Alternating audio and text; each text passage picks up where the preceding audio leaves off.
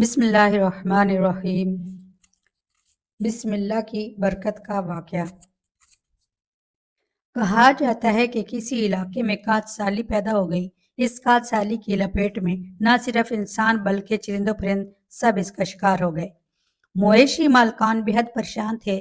اس دوران ایک مسجد کے مولوی صاحب نے جمعے کے خطبے میں نہایت یقین کے ساتھ یہ بات بتائی کہ اللہ کا نام لے کر یعنی بسم اللہ پڑھ کر دریا کو حکم دیا جائے تو وہ بھی نافرمانی نہیں کرتا۔ خطبہ سننے والوں میں ایک چرواہا بھی موجود تھا۔ مولوی کے یہ بات اس کے دل میں اتر گئی اور اس بات پر اس کا یقین کامل ہو گیا۔ اس نے واپس آ کر اپنی بکریاں کھولیں اور سیدھا دریا پر چلا گیا۔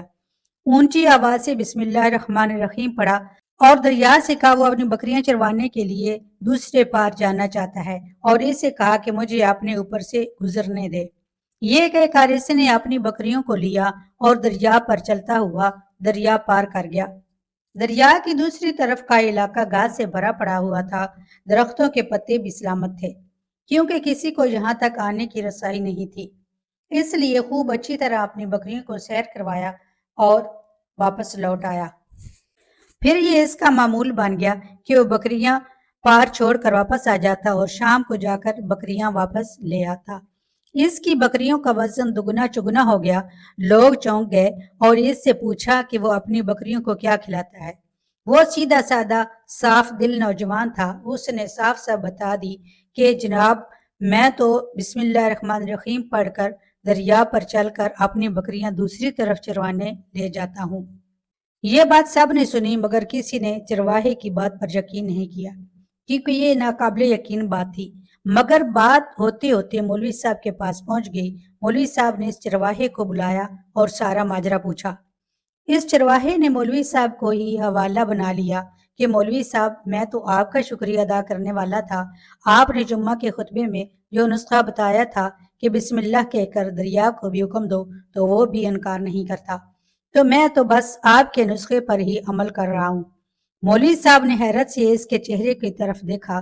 مولوی صاحب نے کہا بھائی صاحب ایسی بات تو ہم ہر جمعہ میں کرتے ہیں، فقط ان کا مقصد لوگوں کا ایمان بنانا ہوتا ہے۔ مگر بکریوں والا ڈٹا رہا کہ میں تو بس بسم اللہ کہہ کر پانی پر چلتا ہوں اور بکریوں سمیت پار چلا جاتا ہوں۔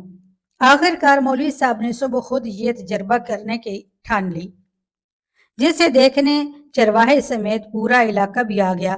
مجمع زیادہ تھا۔ مولوی صاحب نے ایک دو بار سوچا کہ انکار کر دوں کہ کہیں ڈوب نہ جاؤ، مگر وہ جو مولوی صاحب کو کندھے پر اٹھا کر لے آئے تھے اب بھی جوش و خروش سے اللہ اکبر کے نعرے لگا رہے تھے اور مولوی صاحب کے حق میں تعریفیں کر رہے تھے۔ آخر کار مولوی صاحب نے اپنے ڈر کو دور کرنے کے لیے ایک رسہ منگوایا۔ پہلے اس ایک درخت کے ساتھ باندھا، پھر اپنی کمر کے ساتھ باندھا، پھر ڈرتے ڈرتے ڈھیلا ڈھالا بسم اللہ پڑھا اور دریا پر چلنا شروع ہو گئے۔ مگر پہلا پاؤں ہی رکھا تھا کہ پانی میں گر گئے۔ مولوی صاحب ڈبکیاں کھانے لگے اور پانی کی بہاؤ میں بہنا شروع ہو گئے۔ لوگوں نے کھینچ کھینچ کر باہر نکالا۔ مولوی صاحب کی اس حرکت سے چرواہے کو پریشان کر دیا کہ مولوی صاحب کی بسم اللہ کو یہ کیا ہو گیا، کیونکہ اس کا یہ روز کا معمول تھا۔ اس کے اپنے یقین میں کوئی فرق نہ آیا۔ اس نے بسم اللہ کہہ کر بکریوں کو پانی کی طرف اشارہ کیا اور خود ان کے پیچھے چلتا ہوا پار چھوڑ کر واپس بھی آ گیا۔ لوگ اسے ولی اللہ سمجھ رہے تھے اور اس کے حق میں نعرے لگا رہے تھے، مگر وہ سب سے بے نیاز سیدھا سادہ انسان تھا۔ وہ مولوی صاحب کے پاس پہنچا اور کہا مولوی صاحب میں آپ کی بسم اللہ کی تعریف سے کافی پریشان تھا، مگر پانی پر چلتے ہوئے مجھے آپ کی بسم اللہ کی بیماری کا پتہ چل گیا۔ اس چرواہے نے درخت سے بندھی رسی کی طرف اشارہ کیا اور کہا صاحب یہ ہے آپ کی بسم اللہ کی بیماری۔ آپ کی بسم اللہ کی برکت کو یہ رسہ کھا گیا۔ آپ کو اللہ اور بسم اللہ سے زیادہ اس رسے پر بھروسہ تھا، لہٰذا اللہ نے بھی آپ کو رسی کے حوالے کر دیا۔ پھر کہنے لگا مولوی صاحب آپ بھی کمال کرتے ہو، میں نے آپ کے منہ سے سنا اور یقین کر لیا اور میرے اللہ نے میرے یقین کی لاج رکھ لی، مگر آپ نے اللہ کا کلام سنا مگر یقین نہیں کیا، لہٰذا آپ کو اللہ نے رسوا کر دیا۔ تو میری بہنوں یہی کچھ ہمارا حال ہے۔ ہماری نمازوں اور دعاؤں کا حال بھی یقین سے خالی ہے۔ اللہ یقین کامل عطا فرمائے۔ آمین ثم آمین۔